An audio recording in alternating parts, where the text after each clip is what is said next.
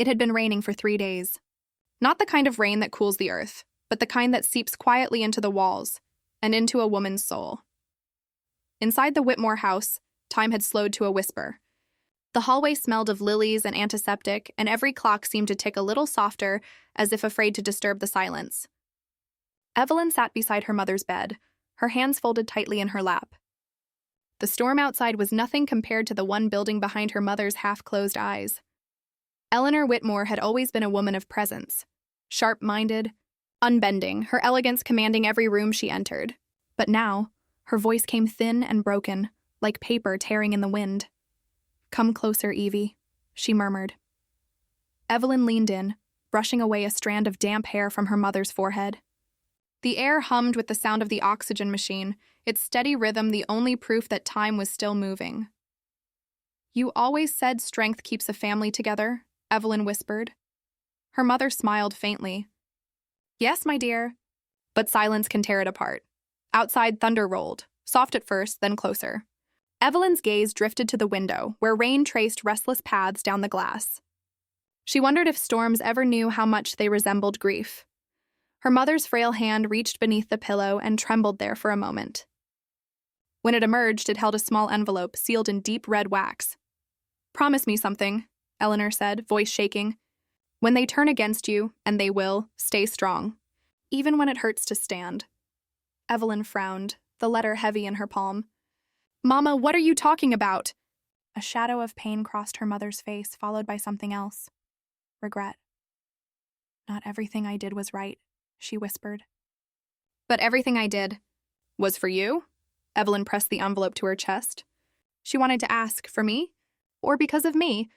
But before the question could form, her mother's hand went still. The monitor gave a long, steady tone. Then silence. Evelyn did not cry. She simply sat there, staring at the letter, the only thing left between her and the truth. Footsteps echoed down the hall. Henry appeared first, his expression perfectly composed. Margaret followed, clutching her pearls as though the house itself had insulted her. "It's over?" Margaret asked softly. Evelyn nodded. Henry gave a single practiced sigh. "I'll call Mr. Lyle, he'll handle everything, everything."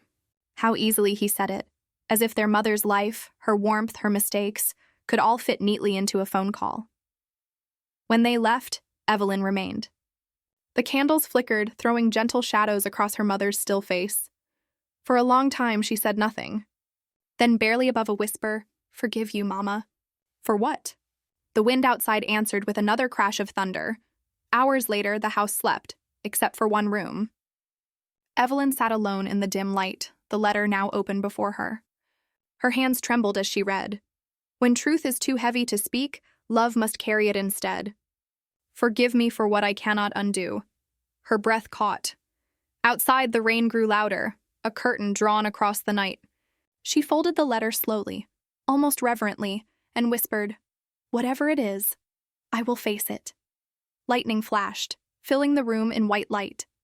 For a brief moment, her reflection in the window looked older, stronger, as if her mother's spirit had passed into her. The storm raged through the night. But the real storm had only just begun. Inside the walls of Whitmore House. If Evelyn's story touched your heart, take a moment to like this video, share it with someone who believes family secrets never stay buried, and tell me in the comments, what would you have done with that letter? And remember to subscribe, because Evelyn's journey through love, loss, and betrayal has only just begun. The Whitmore estate had always been quiet. But on the day of Eleanor Whitmore's funeral, that quiet turned into something heavier, a silence that pressed against the walls, carrying every unspoken word that had ever lingered in that house. Outside, the rain had finally stopped. The ground was wet, the air thick with the scent of lilies and earth. Inside, the family gathered like strangers sharing a name they no longer deserved. Evelyn stood near the parlor window watching black umbrellas bloom across the driveway as guests arrived. Their polished shoes clicked on the marble floor, their voices hushed but curious. They spoke of loss, though not all of them felt it. Her brother Henry was the first to appear, his dark suit perfectly fitted, his face carved into composure. He greeted the guests with the kind of grace that came from habit, not heart. His hand lingered too long on a few shoulders, his condolences measured, rehearsed. Mother would have wanted dignity, he told Evelyn quietly, as though reading from a script. She would have wanted peace, Evelyn replied, her tone soft but edged with something colder. Henry gave a thin smile. Peace rarely survives funerals. Margaret entered next, her perfume filling the air before she spoke. She wore black silk, her pearls gleaming like tiny lies. Her expression was one of exhaustion, not from grief, but from performance. Oh, Evie, she sighed dramatically, pulling her sister into a half embrace. You look so pale. You really must take care of yourself. Evelyn didn't respond. She could feel her sister's eyes already scanning the room. The paintings, the silver, the things that could still be claimed. Across the room, Mr. Lyle, their mother's longtime attorney, adjusted his tie nervously, the weight of the sealed documents in his briefcase visible in his posture. Evelyn caught his glance. He looked away. As the ceremony began, the priest's voice echoed through the high ceilings, soft and deliberate. He spoke of legacy, of love, of forgiveness, words that sounded almost foreign in that house. Evelyn listened, but her mind drifted. She thought of the letter still hidden in her drawer upstairs, her mother's trembling handwriting, the words she still didn't understand. Forgive me for what I cannot undo. What had her mother done? When the service ended, guests moved toward the reception hall where wine was poured and soft music played. The air smelled of rain-soaked roses and old money. Margaret took her place at the center of conversation, her laughter too bright, too eager. Henry stood by the window with two businessmen, potential buyers, Evelyn realized when she caught fragments of their low voices. Liquidate before the estate transfer. Shares won't be contested if she agrees to sell. Her stomach turned. Before the estate transfer? What were they planning? Evie, Margaret called sweetly, waving a delicate hand. Come join us. Everyone's asking about you. Evelyn forced a smile and crossed the room. I didn't realize this was a social event. Margaret's smile didn't falter. Every gathering is a social event if you're brave enough to host grief properly. The sentence was absurd, but it was exactly the kind of thing Margaret believed, that appearance could wash away truth. Henry stepped closer, his voice low. Mother's affairs were complicated. Mr. Lyle will explain the details tomorrow. Until then, let's keep things civilized. Civilized? Evelyn repeated, the word sharp on her tongue. Is that what we call pretending now? Henry's jaw tightened. Don't make this harder than it needs to be. Evelyn met his eyes. That depends on how hard you plan to make it. The tension between them drew curious glances from nearby guests. Margaret laughed lightly to cover it, her voice sugar over steel. Oh, siblings, always so dramatic, even at funerals. The crowd shifted, uncomfortable. The moment passed, but not for Evelyn. When the last guest left and the house fell silent again, she stood in the doorway looking back into the empty parlor. The flowers were wilting already. The candles flickered low. She could still hear her mother's voice. Promise me you'll stay strong, even when they turn against you. Evelyn looked up the grand staircase toward her room, where the letter waited. And for the first time she understood. Her mother hadn't just left her words. She'd left her warning. If Evelyn's story speaks to something inside you, that quiet strength women find when truth starts to hurt, take a moment to like this video, share it with a friend who understands family silence, and tell me in the comments what you'd do if loyalty demanded more than love. And remember to subscribe because the will is only the beginning.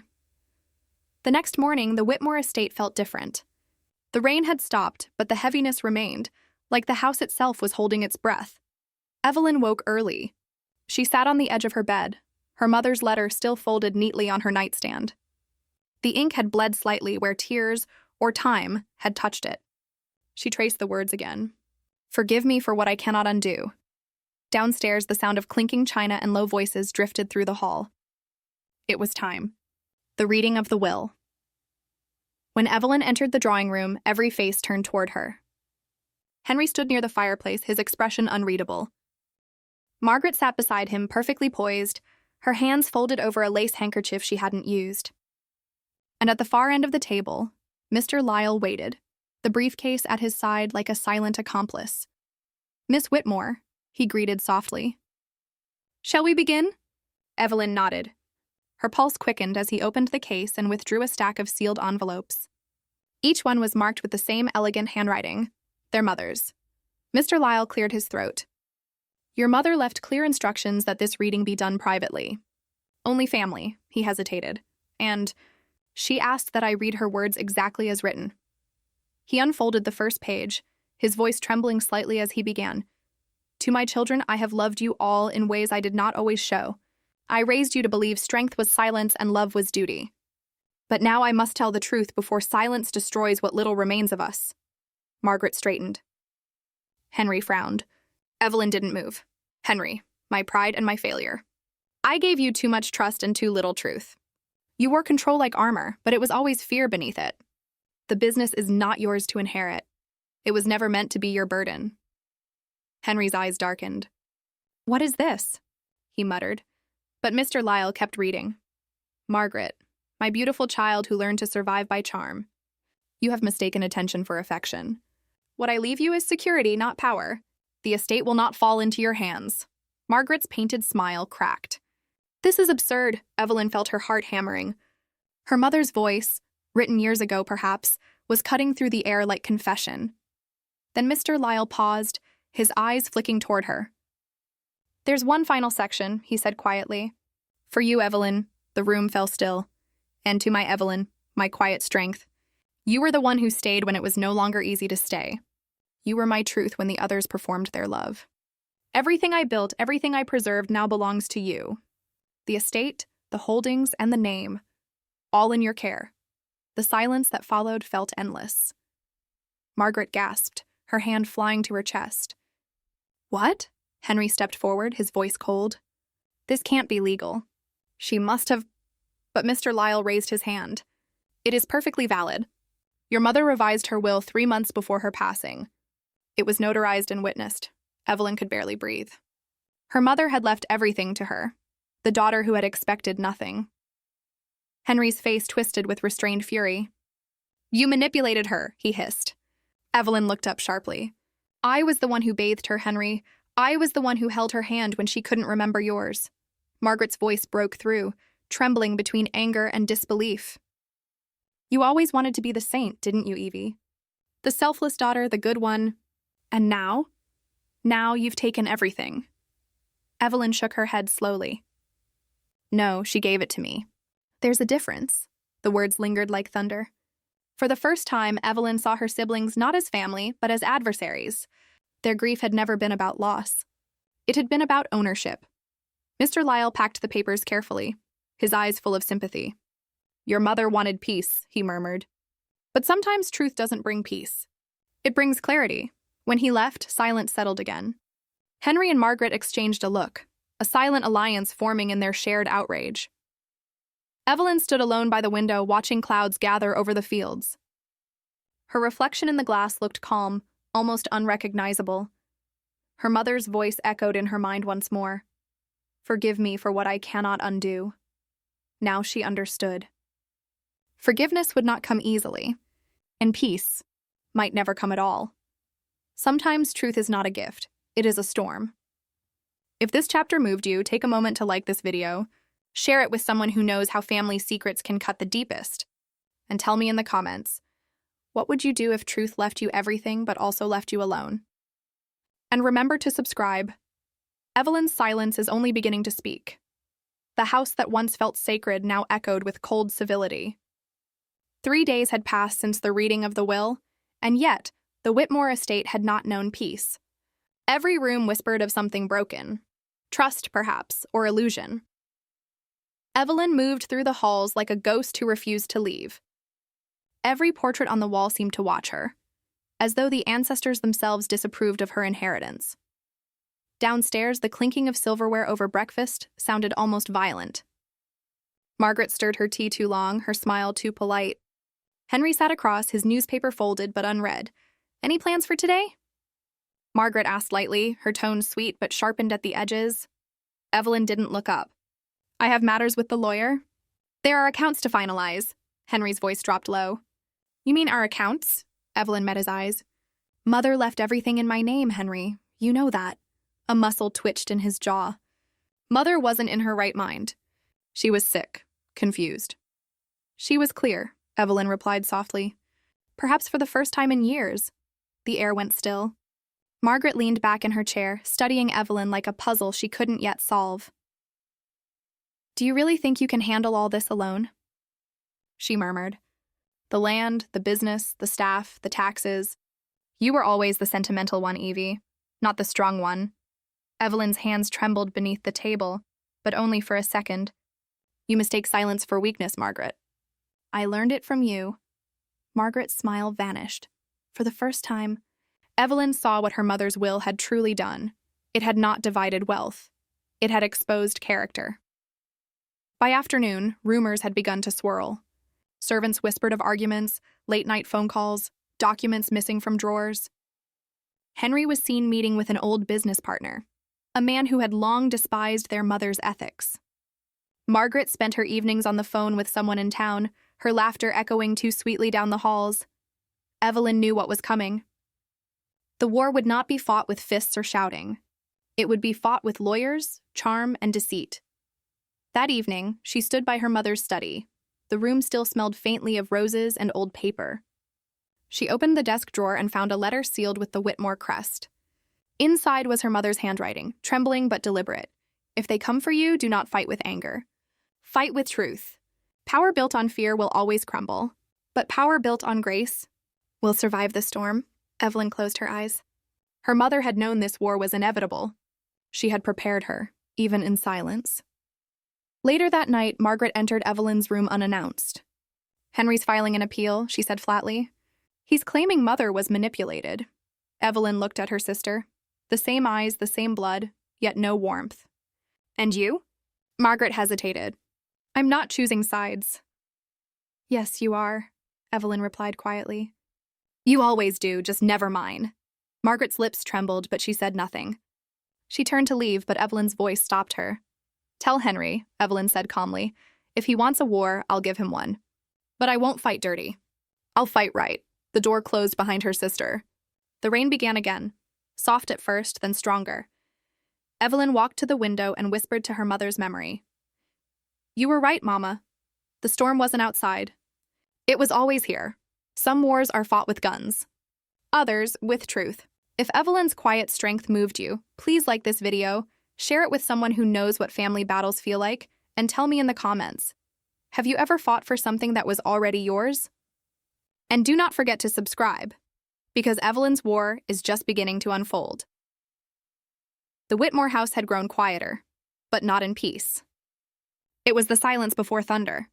Even the air felt charged, as if the walls were holding their breath, waiting for something to break. Evelyn had stopped crying. Tears, she decided, were too generous for people who mistook kindness for weakness. Each morning she walked through the garden her mother once tended. The roses had wilted from neglect, but Evelyn noticed something miraculous. Amid the fallen petals, new buds were forming.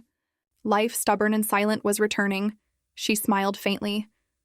Just like me, she whispered. Down in the study, her lawyer, Mr. Hargrove, arrived with documents.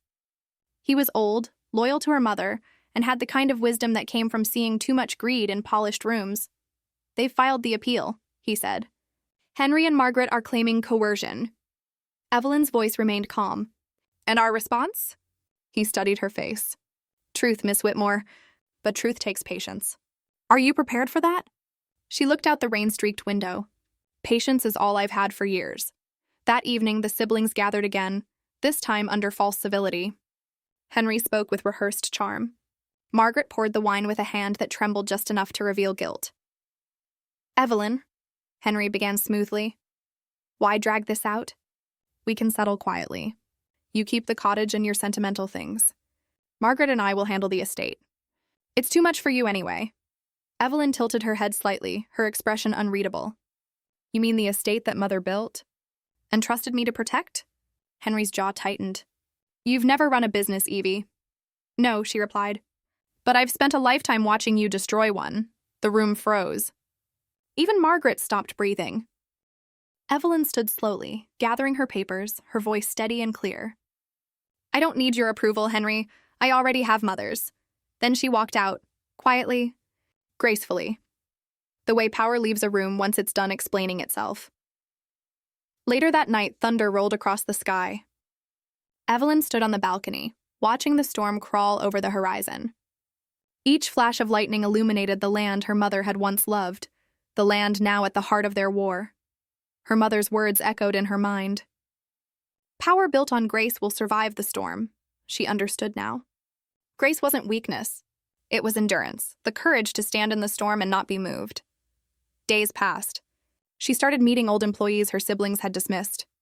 Quietly, she rebuilt her mother's foundation, the charity fund, the small-town school, the women's shelter her mother once sponsored. One by one, people began returning to her side. Loyalty, she realized, cannot be bought. It must be remembered. Margaret watched from a distance, guilt flickering behind her eyes. She'd begun to sense the tide turning. Henry grew restless, shouting at lawyers, slamming doors, making threats. And Evelyn? She stayed calm like the center of a hurricane, because she knew now, the gathering storm wasn't outside. It was inside her, and this time she would not hide from it. Sometimes the quietest people cause the loudest storms. If Evelyn's strength and silence spoke to you, please like this video, share it with someone who understands what quiet courage feels like, and tell me in the comments, have you ever found peace in the middle of your own storm? And don't forget to subscribe because the calm before revenge is almost over. The first sign of the undoing wasn't thunder. It was silence, deliberate, powerful silence. Evelyn had stopped defending herself. No more explanations. No more pleading for decency from people who no longer deserved it. She had learned that real power doesn't shout. It waits. And then it acts. The storm that had been gathering for weeks was finally ready to break. Henry's arrogance had always been his greatest weakness. In his desperation to reclaim control, he began moving too fast, selling assets, forging signatures, calling in favors that no longer existed. He didn't know Evelyn had been watching everything quietly, every transaction, every letter, every lie. The lawyer, Mr. Hargrove, sat across from her that morning, his voice calm but firm. It's all here, Miss Whitmore. False documents, unauthorized withdrawals. Enough to end his claim permanently. Evelyn's fingers brushed the papers, her eyes soft with resolve. Then let it end. But do it kindly, Mr. Hargrove frowned. Kindness isn't what wins wars, Evelyn smiled faintly. It's what makes victory worth surviving. By afternoon, the board meeting was set. The same hall that once held their family portraits now held a dozen lawyers, investors, and witnesses. Henry arrived late, confident, polished, and already celebrating the empire he thought he'd reclaimed. Margaret followed, her face pale, eyes darting between them. Evelyn was already there, seated, composed, a single folder in front of her. When the documents were read aloud, Henry's forged approvals, the false claims against his sister, the silence was so deep. Even the clock on the wall seemed to hesitate. Henry's face drained of color. That's impossible, he stammered. You set this up. Evelyn stood slowly. No, Henry, you did. I just refused to look away. Margaret looked at her brother, then back at Evelyn. What happens now? Evelyn turned toward her, voice calm as still water. Now the estate is safe. The staff will stay. The charities will be funded again. And you both will have to find peace without stealing someone else's. Margaret blinked away tears. Evie, I didn't mean for it to go this far. Evelyn stepped closer, her expression neither cruel nor kind, just honest. Yes, you did. You both did. But meaning no harm doesn't undo harm done. Henry pushed his chair back violently and stormed out, the sound echoing through the hall. Margaret remained still, her hands trembling. Evelyn didn't move to comfort her. Some lessons she had learned must be faced in solitude. That evening, Evelyn stood in her mother's old garden again. The rain had passed, and the air smelled of renewal. Wet earth. Roses and relief, she whispered softly. It's done, Mama. The house is yours again. A single beam of sunlight broke through the clouds, landing on her hands. She smiled, not in triumph, but in peace. For the first time, the storm inside her finally rested. Some storms destroy. Others cleanse. If Evelyn's strength and grace spoke to you today, please like this video. Share it with a friend who believes that truth always finds its way home. And tell me in the comments, do you think forgiveness is a victory or just another form of revenge? And don't forget to subscribe because Evelyn's piece is just the beginning of another truth. The morning light crept softly across the Whitmore estate. For the first time in months, the air felt light, as if the house itself had exhaled after holding its breath for too long. Evelyn walked through the halls slowly, her fingertips brushing the polished wood, the frames, the memories. Nothing had changed, and yet everything had. In the quiet, she could still hear echoes of the past, her mother's voice, her sister's laughter, her brother's defiance. They lingered not as pain anymore, but as lessons. Every shadow that once haunted her now stood still, powerless. Down in the study, the last of the legal documents were sealed. Mr. Hargrove placed the folder before her. "It's officially yours now," he said. "Every acre, every account, every legacy." Evelyn nodded. "It was never about ownership, Mr. Hargrove. It was about honoring her truth." He smiled faintly. "Your mother would be proud." Evelyn looked toward the window where sunlight filtered through the lace curtains. "She already is," she whispered. Outside, the garden had come alive again. The roses her mother planted bloomed in full, white, pink, crimson, defiant against the wind. Evelyn knelt to touch the soil, feeling its warmth. Margaret appeared quietly behind her. Her face was pale, her voice uncertain. "I wanted to see you before I left," she said. "Henry's gone to the city. He won't be back." Evelyn nodded, not unkindly. "Perhaps that's for the best." Margaret hesitated, then knelt beside her sister. "I didn't come to apologize. I know words won't change what we did."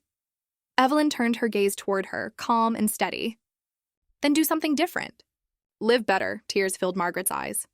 "Can you ever forgive me?" Evelyn smiled softly, not with pity, but understanding.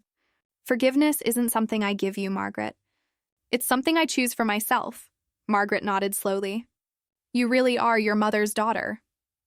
And then she stood, leaving Evelyn among the roses, the same place where it all began. That evening, Evelyn sat by her mother's piano. The house was quiet, the kind of quiet that feels full rather than empty. Her fingers hovered over the keys, and then, gently, hesitantly, she began to play. The melody was simple, tender. It carried through the rooms like a prayer, like forgiveness turned into sound. In the mirror across the room, she caught a glimpse of herself, no longer the woman who had been broken, betrayed, or doubted. She saw peace. She saw power. Later, she wrote a letter, not to her siblings, not to the world, but to her mother. "You were right, Mama. Truth outlasts every lie. Love doesn't need witnesses. And silence, when chosen, not forced, becomes strength." She folded it carefully and placed it in the old jewelry box, beside her mother's wedding ring. Then she stepped outside. The evening sky streaked with gold and lavender. The wind was soft. The storm was gone. Evelyn smiled.